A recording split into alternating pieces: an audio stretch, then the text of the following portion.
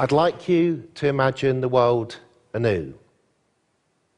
I'd like to show you some maps which have been drawn by Ben Hennig of the planet in a way that most of you will never have seen the planet depicted before. Here's an image that you're very familiar with. I'm old enough that I was actually born before we saw this image. Apparently some of my first words were Moona Moona, but I think that's my mum having a particular fantasy about what her baby boy could see on a flickering black and white TV screen. It's only been a few centuries since most of us thought of our planet as spherical.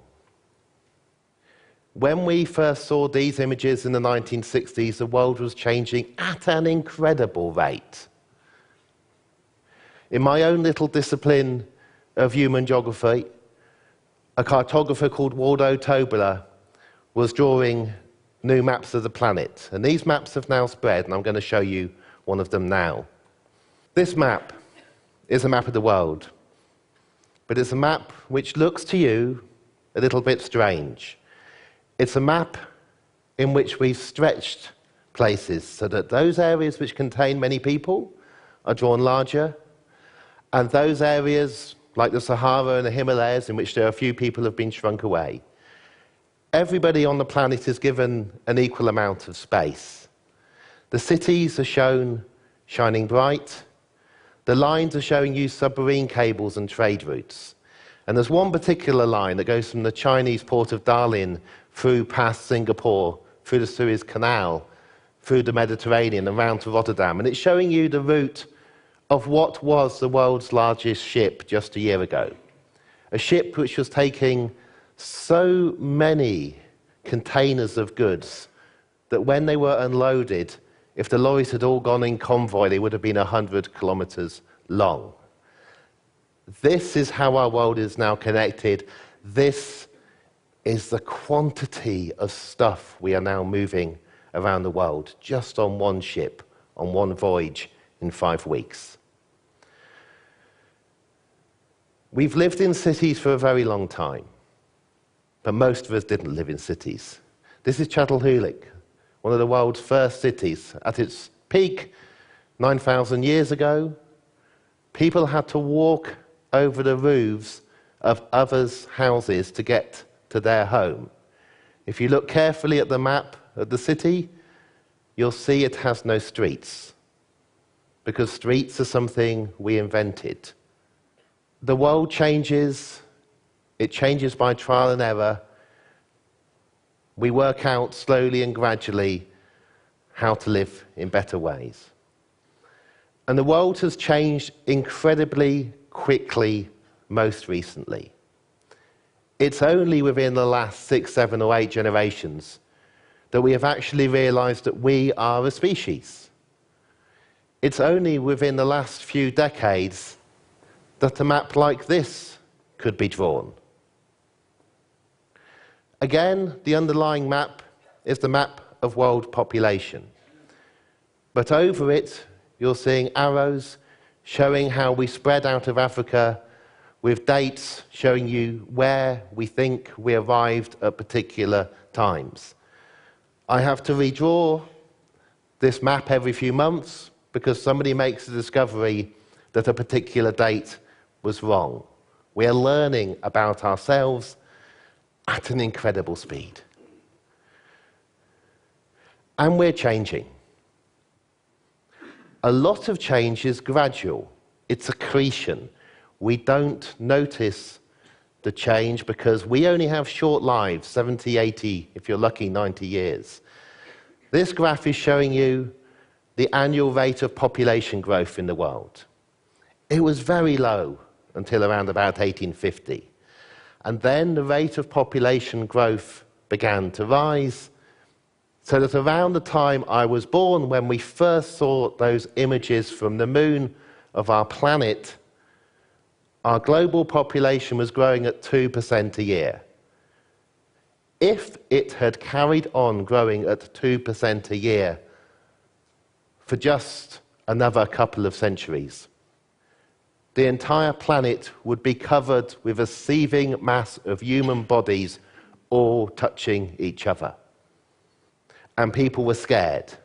They were scared of population growth and what they called the population bomb in 1968. But then, if you look at the end of the graph, the growth began to slow.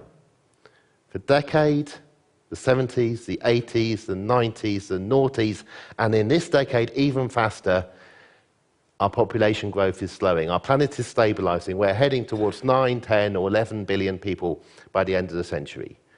Within that change, you can see tumult. You can see the Second World War. You can see the pandemic in 1918 from influenza. You can see the Great Chinese Famine. These are the events we tend to concentrate on. We tend to concentrate on the terrible events in the news. We don't tend to concentrate on the gradual change and the good news stories.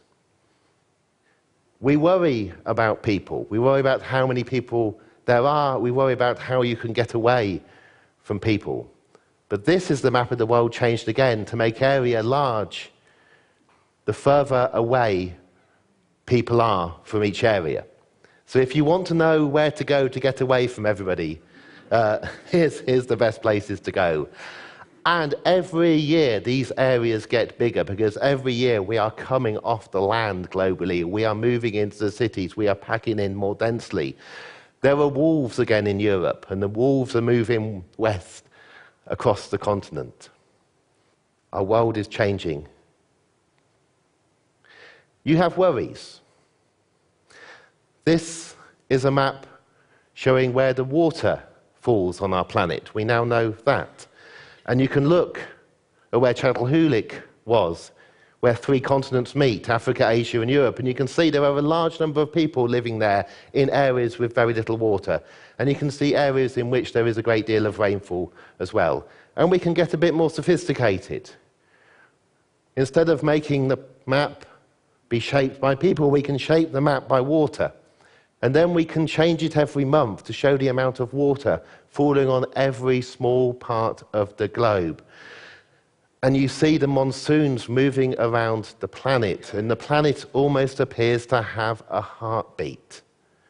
And all of this only became possible within my lifetime, to see this is where we are living.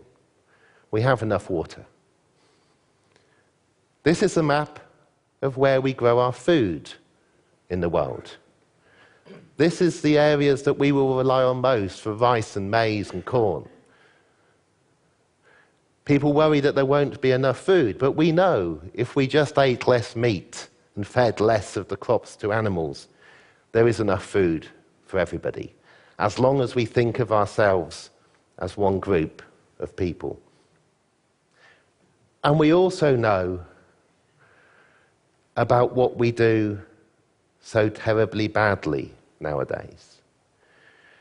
You will have seen this map of the world before.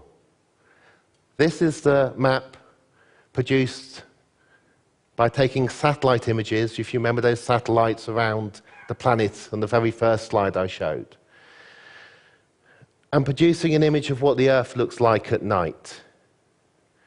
When you normally see that map, on a normal map, the kind of map that most of you will be used to, you think you are seeing a map of where people live. Where the lights are shining up is where people live. But here, on this image of the world, remember we've stretched the map again. Everywhere has the same density of people on this map. If an area doesn't have people, we've shrunk it away to make it disappear.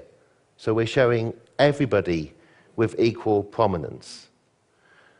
Now, the lights no longer show you where people are because people are everywhere.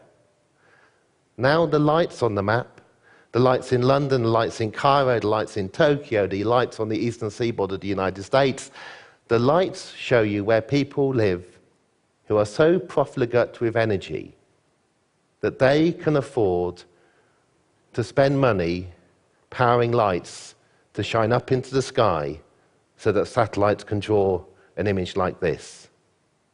And the areas that are dark on the map are either areas where people do not have access to that much energy, All areas where people do, but they have learnt to stop shining the light up into the sky. And if I could show you this map animated over time, you would see that Tokyo has actually become darker, because ever since the tsunami in Japan, Japan has had to rely on a quarter less electricity because it turned the nuclear power stations off. And the world didn't end, you just shone less light up into the sky. There are a huge number of good news stories in the world. Infant mortality is falling and has been falling at an incredible rate. A few years ago, the number of babies dying in their first year of life in the world fell by 5% in just 1 year. More children are going to school and learning to read and write and getting connected to the internet and going on to go to university than ever before at an incredible rate, and the highest number of young people going to university in the world are women, not men. I can give you good news story after good news story about what is getting better in the planet, but we tend to concentrate on the bad news that is immediate.